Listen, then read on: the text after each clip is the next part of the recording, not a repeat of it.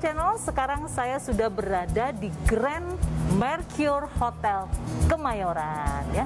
Dan luar biasa banget, saya disambut dengan hangat sekali oleh General Manager dari Grand Mercure Hotel Kemayoran, yaitu Bapak Jaya. Pak, pengen tahu juga sih sebenarnya fasilitas hotel ini apa aja sih sebelum saya ngobrol-ngobrol nanti, Pak? Ya, jadi hotel ini bukan hanya sekedar hotel saja, tapi kita juga punya hotel dan one stop entertainment. Wow. Ya, jadi hotel kami terdiri dari 505 kamar dengan fasilitas ballroom, kita ada punya 2 ballroom.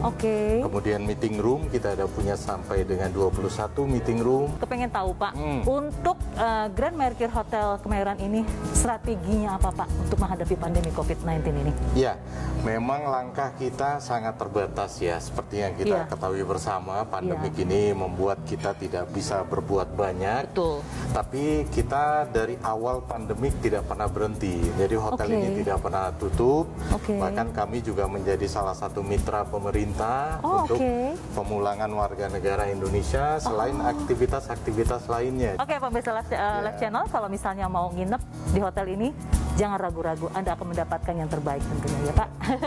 Oke, Pak, boleh antar saya ke tempat teman saya, Pak, untuk berjumpa dengan beliau. Terima kasih.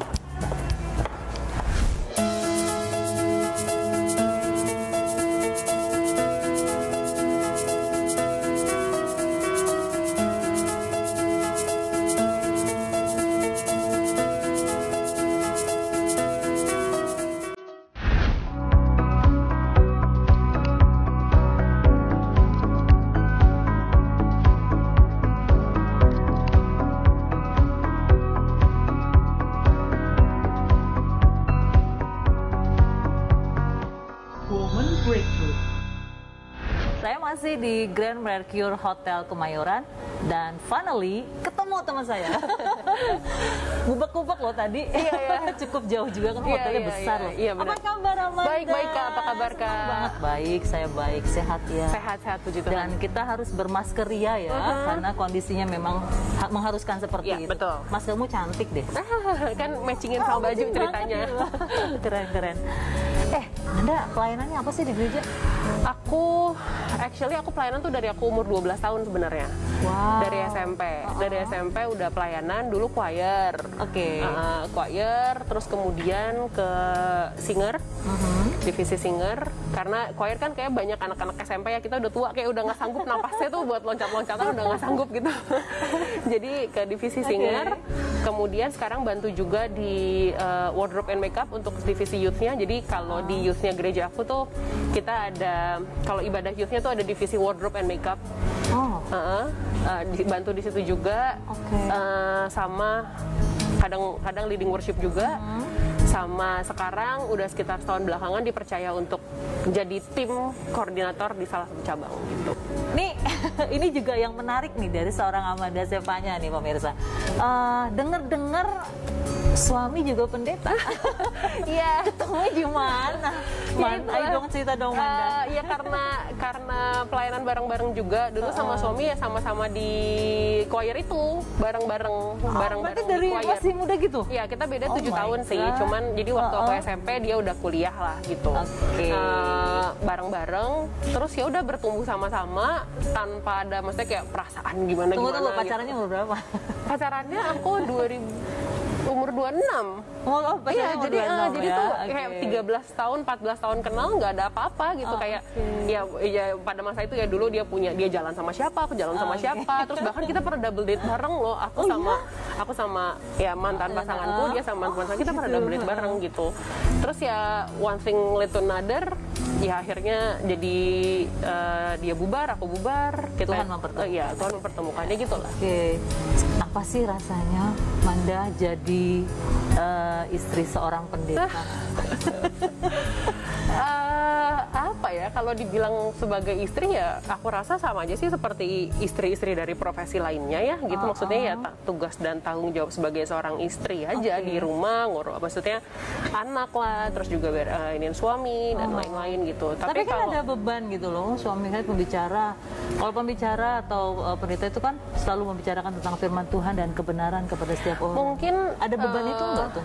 Yang moral dibilang beban gimana enggak sih sebenarnya. Mungkin juga karena aku puji Tuhannya juga bertumbuh di lingkungan gereja ya gitu. Jadi maksudnya bukan yang tadinya dari profesi apa tiba-tiba masuk ke lingkungan gereja jadi kayak ini ternyata maksudnya kayak tiba-tiba segala sesuatu yang kayaknya istilahnya apa ya rohani banget gitu. Karena maksudnya kan gitu memang kayak lebih dari separuh hidup aku juga dihabiskan di gereja.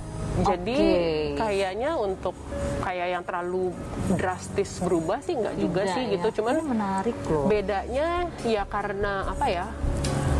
Kalau misalnya dulu kan istilahnya pelayanan ya paling hari Minggu atau misalnya tengah minggu kadang-kadang gitu. Sekarang jadinya misalnya suami ada pelayanan kemana ya jadinya ikut. Jadi memang lebih banyak waktu di pelayanan aja ketimbang yang lainnya. Tapi kalau untuk kayak beban moral dan lain-lain enggak sih sebenarnya. Karena udah di dunia itu. Ini menarik sekali pemirsa Live Channel bahwa ketika kita bertumbuh di dalam satu komunitas yang benar, ya, jadi pada saat kita ingin mengabarkan kebenaran itu kepada orang lain, itu bukan menjadi satu hal yang ragu-ragu, karena kebenaran itu kan memperdekakan. Ya, artinya setiap orang yang hidup dalam kebenaran lalu ingin menceritakan atau mengabarkan kebenaran itu kepada orang lain, dia nggak ada beban, karena memang dia tumbuh di situ. Kalau aku nangkapnya dari situ, Amanda. Nah, ini kadang-kadang terjadi loh kepada suami istri yang punya pelayanan bareng, yang suaminya pendeta, entah istrinya apa kan, kadang-kadang suka berantem nih di rumah atau ribut atau berselisih, lalu dibawa enggak ke pelayanan. Nah, itu gimana? Aku sama suami sepakat dari dulu, dari awal. Bahkan dari sebelum pacaran, dari masih PDKT lah gitu istilahnya. Ya suami kan bilang gitu kayak, oke, kamu memang punya pekerjaan di dunia entertainment. Aku nih kayak udah devoting myself to the ministry, kepada Tuhan gitu.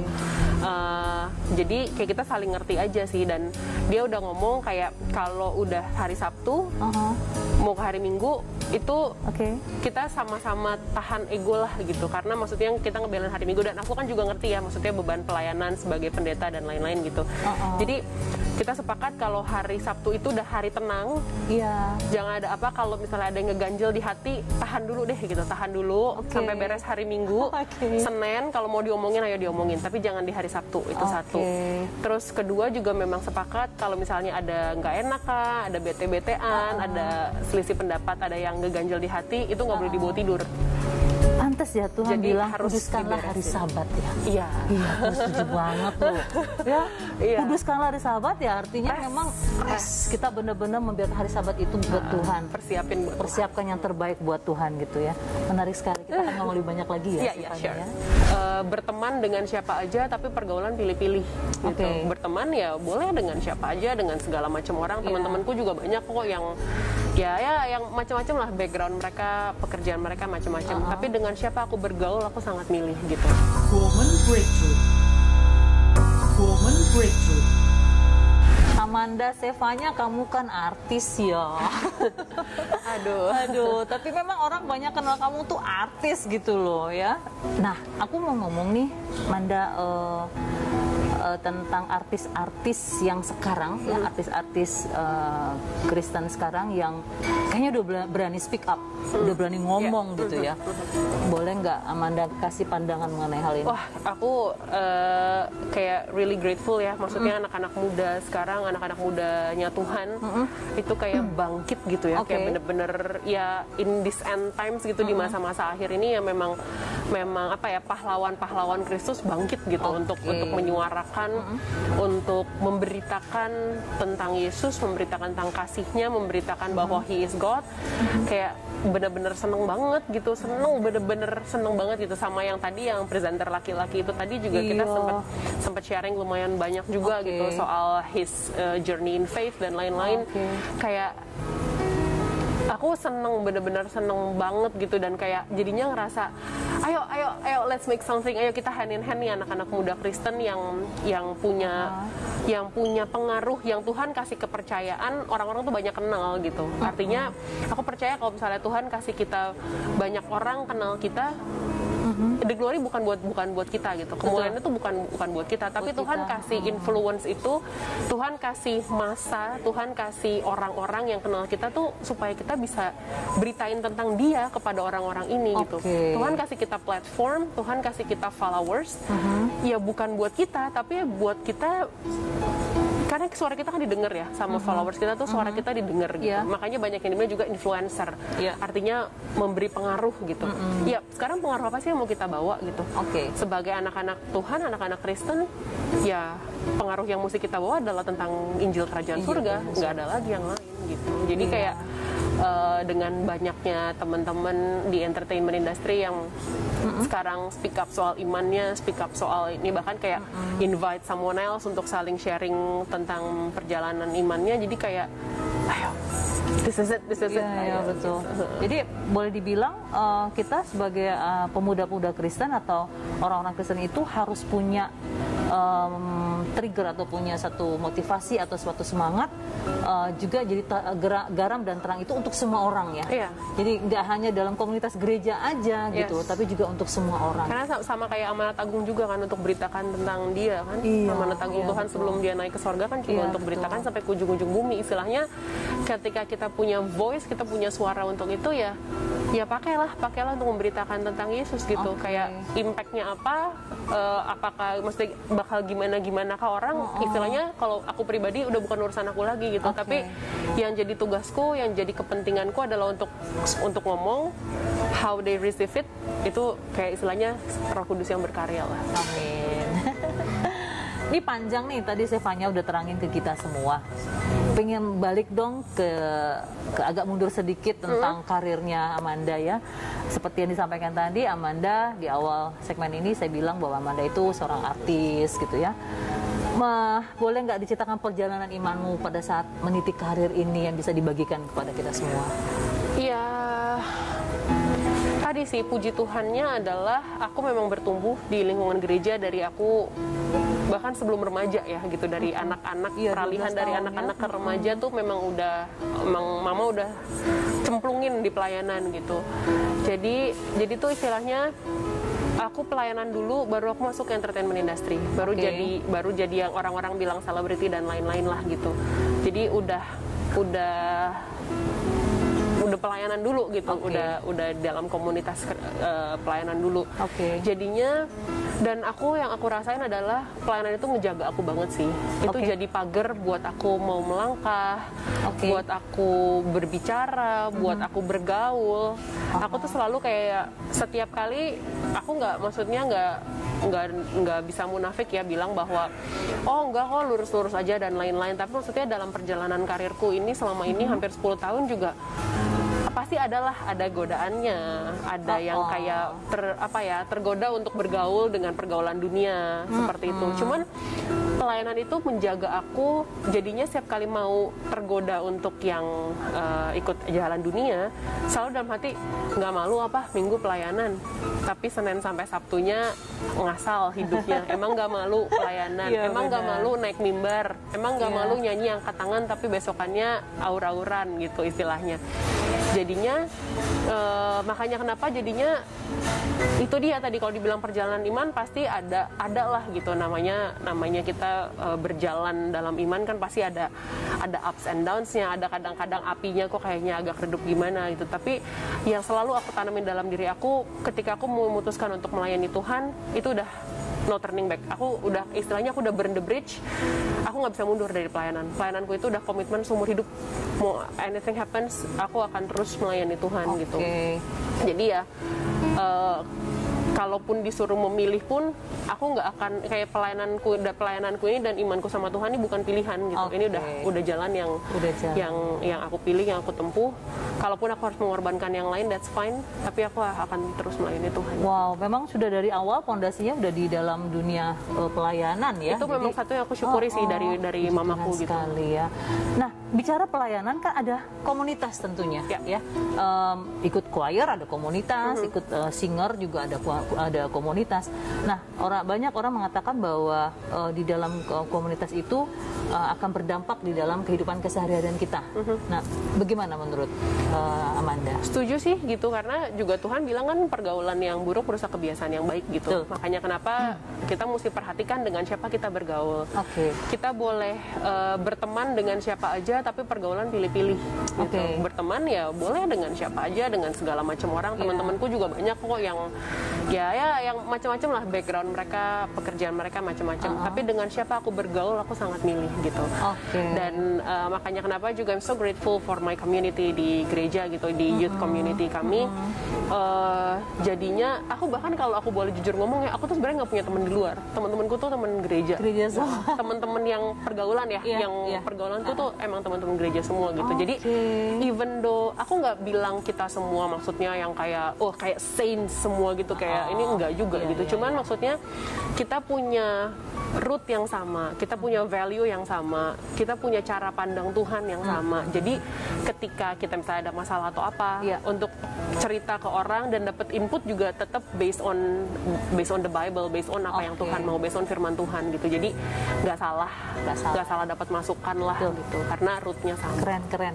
Waktu SMP SMA tuh aku kayak dikucilkan lah sama teman-teman gitu, dikatain masih hitam gitu. Diitin karena my skin tone. Kok selama ini nggak pernah cerita sih? Woman Breakthrough. Woman Breakthrough. Ini kan spesial Paskah nih, ya Amanda.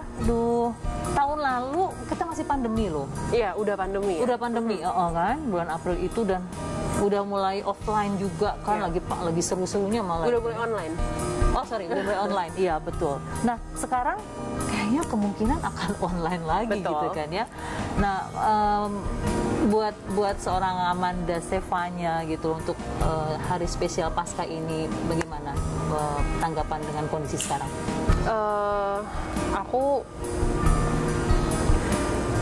percaya Tuhan bisa hadir di mana aja sih. Mau itu misalnya kita beribadah secara komunal ataupun memang harus ibadah online, balik lagi kepada gimana hati kita sama Tuhan gitu. Jadi memang ya pasti sedih sih ya, maksudnya udah 2 kali Paskah nih, kita ibadahnya beda nih sama tahun-tahun sebelumnya gitu. Cuman ya aku percaya pandemi ini terjadi juga atas izin Tuhan gitu. Tuhan memang izinkan ini terjadi untuk apa sih? Untuk membentuk kita juga gitu, membentuk dan menyadarkan kita bahwa kita bukan siapa-siapa. Kita bukan siapa-siapa, kayak He is God and we're not gitu.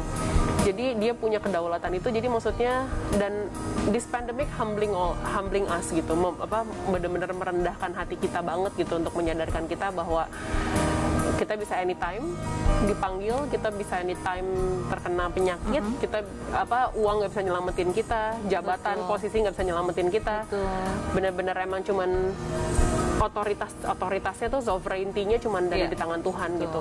Jadi ya kalau memang Tuhan masih mengizinkan Paskah tahun ini kita harus dalam situasi pandemik, juga aku percaya Tuhan punya maksud gitu. Jadi ya mari kita jalani dengan ucapan syukur aja. Gitu. Tapi kembali lagi kepada arti Paskahnya sendiri, kalau kembali ke pada zaman bangsa Israel, pertama kali perayaan Paskah kan sebenarnya asal kata dari Passover kan, artinya melewati gitu, yang kemah-kemah orang Israel yang ada tanda darah di pintu rumahnya dilewatin dari yang kematian anak sulung gitu, dari kematian lah gitu, dari maut. Jadi ya itu yang kami gerejaku dan juga kami semua percaya bahwa ketika ada tanda darah dalam darah Yesus, darah Yesus sebagai korban kan ya, kalau dulu kan korban domba gitu, sekarang kan korban kita adalah Yesus gitu. Ketika ada darah korban, which is darah Yesus dalam diri kita, dalam hidup kita, dalam keluarga kita, ya percaya bahwa apapun maut, sampar dan lain-lain Tuhan luputkan gitu. Darah dalam ini artinya ya kalau kita percaya pada pengorbanan Yesus di atas kayu salib, kita sungguh-sungguh jalan sama Tuhan, ya memang balik lagi kedaulatan di tangan Tuhan, tapi percaya bahwa Tuhan pasti lindungi, Tuhan jaga, Tuhan pelihara. Amin. Gitu. Makna Paskah buat kamu apa sih, Manda? Ya itu tadi sih gitu. Kalau balik lagi ke soal untuk diri kamu pribadi ya. Mengingatkan soal pertama adalah pastinya Yesus sebagai korban kita yang agung gitu, korban yang udah once and for all, yang benar-benar korban yang agung, yang paling suci, yang udah ultimate lah gitu istilahnya gitu, bahwa nggak ada lagi karena pengorbanannya udah nggak ada lagi jarak antara kita dengan Bapa. Kita bisa anytime datang sama Bapa, kita bisa panggil dia Bapa, bukan lagi hamba, kita bisa panggil dia Bapa. Jadi ya bahkan kadang ya kalau buat aku pribadi ketika mau masuk Jumat Agung dan Paskah tuh sebenarnya lebih reflecting ke aku ketimbang, tanpa maksud mengecilkan ya, tapi ketimbang kayak perayaan Natal. Ya Natal kan kadang kita, oh ya benar sih, maksudnya tanpa kelahiran Yesus juga nggak ada kematiannya gitu, tapi kematian Yesus tuh adalah the core of Christianity buat aku gitu. Inti dari kekristenan adalah kematian Yesus di atas kayu salib, yang Tuhan yang turun untuk cari manusia karena dia pengen banget sama-sama bareng kita gitu. He wants heaven with us gitu. Dia maunya tuh di surga ada kita, makanya kenapa dia sampai rela susah-susah turun jadi manusia, ngalamin apa yang dialami oleh manusia, bahkan sampai mati ya karena buat kita gitu. Jadi kayak the core of Christianity ya ada pada kematiannya, ada pada perayaan Paskah. Wow, hebat banget. Aku pengen tahu lagi nih, bisa share nggak ke kita semua ayat firman Tuhan yang bisa menguatkan kita di program Woman Breakthrough spesial Paskah kali ini? Boleh dong? Beberapa waktu yang lalu aku pernah share story aku waktu aku SMP SMA sempat ngalamin kayak bullying. Ya, jadi aku pernah share itu di Instagram aku. Dan aku satu ayat yang menguatkan aku ketika di masa-masa itu adalah Yesaya 4:3-4. Itu oleh sebab engkau berharga di mataku dan mulia, dan aku ini mengasihi engkau gitu. Jadi waktu itu aku ngalamin bullyingnya karena fisik sih sebenarnya gitu. Ini cerita ini aku belum tahu loh. Ya, itu another story lah. Wow, cerita dikit dong, boleh dong cerita sedikit. Jadi dulu aku SMP SMA tuh ada di satu sekolah swasta yang didominasi oleh salah satu etnis tertentu gitu. Nah, sementara aku kan campuran ya gitu. Aku tuh campuran, dan I was born with this skin tone gitu. Kulit aku tuh nggak putih yang seperti yang lainnya ya. Kayak yang lain gitu. Jadi waktu SMP SMA tuh aku kayak dikucilkan lah sama teman-teman gitu, dikatain masih hitam gitu. Diitin karena my skin tone. Kok selama ini nggak pernah cerita sih? Aku cerita di IG. Aku belum baca loh itu IG. Iya, aku tapi memang untuk cerita itu juga butuh courage sih. Aku butuh courage banget buat cerita itu karena kayak kayak nih gue siap nggak sih cerita ini siap nggak sih, tapi akhirnya ya tahun lalu aku memberanikan diri untuk share my story karena juga banyak influencer yang menyuarakan soal love yourself, self acceptance dan lain-lain. Jadi aku memberanikan diri untuk cerita gitu. Ya jadi terus juga postur tubuh aku tuh dari dulu udah tinggi gitu. Jadi aku udahlah warna kulit aku lebih gelap dari teman-temanku, terus aku menjulang tinggi. Jadi tuh kelihatan banget. Aku kayak I cannot hide myself gitu. Aku nggak bisa ngumpet karena badanku tinggi dan mencolok gitu.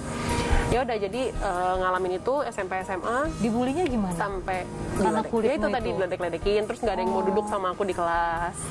Terus pernah dibikinin cerita sama dibikin di kelas bahasa Indonesia, suruh bikin cerpen nama panggilanku. Jadi guru nggak tahu, guru taunya namaku Amanda, tapi aku punya nama panggilan dulu di antara teman-teman. Nama panggilanku dijadiin nama tokohnya, terus diolok-olok lah di cerpennya itu di depan kelas, depan guru gitu. Terus sakit juga, di hati kamu ya?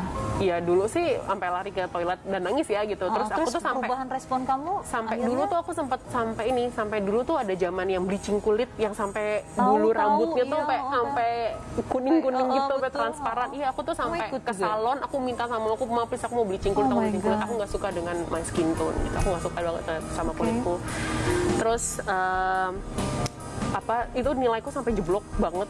Aku tuh waktu SD aku tuh nggak pernah, aku tuh SD juara kelas, juara umum. Pas SMP nilaiku jeblok, hancur. Sampai aku pernah dapat ulangan 0 tuh pernah pas SMP. Karena nggak bisa belajar, stres, takut. Setiap kali ke sekolah tuh takut ngelihat teman-teman yang suka ngatain tuh aku takut. SMA aku ikut pemilihan modeling. Iya, modeling. Diledekin lagi. Diledekin lagi kayak so cantik lu, so model lo gitu-gitulah segala macem. Kayak emang ya gitulah. Terus aku pernah jalan lewat depan kelas temanku, ada satu temanku lagi niruin jalan model, tuh model lewat gitu. Terus dia tiru-tiruin gitu. Ya itulah. Nah, jadi di salah satu perenunganku Tuhan ingetin aku dengan ayat ini gitu. Oleh sebab engkau berharga di mataku dan mulia, dia bilang. Betul. Dan aku ini mengasihi engkau. Kayak the author of heaven and earth, yang punya surga, dia bilang engkau berharga di mataku dan mulia, katanya. Dan aku ini mengasihi engkau. Dan dia tunjukkan kasihnya tadi dengan peristiwa Paskah itu gitu. Dia tunjukkan kayak bukan sekedar omongan lewat kayak manis mulut doang, tapi dia tunjukin bahwa dengan kematiannya karena dia sayang, karena dia berharga gitu. Jadi ayat itu menguatkan dan jadi dasar untuk aku berjalan, bahwa aku tahu bahwa Tuhan sayang sama gue, Tuhan sayang sama gue, Tuhan sayang sama gue. Iya, betul.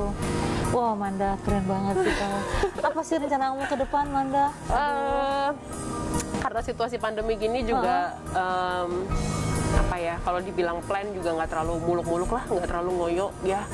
Dari sisi karir juga, maksudnya apalagi setelah aku punya anak, aku picky banget sama milih kerjaan. Kayak aku bener-bener picky banget, mendingan ngambil kerjaan atau mendingan spend time sama anakku. Kalau kayak kerjaannya ya nggak gimana, aku mendingan pilih sama anakku di rumah gitu, sama keluargaku.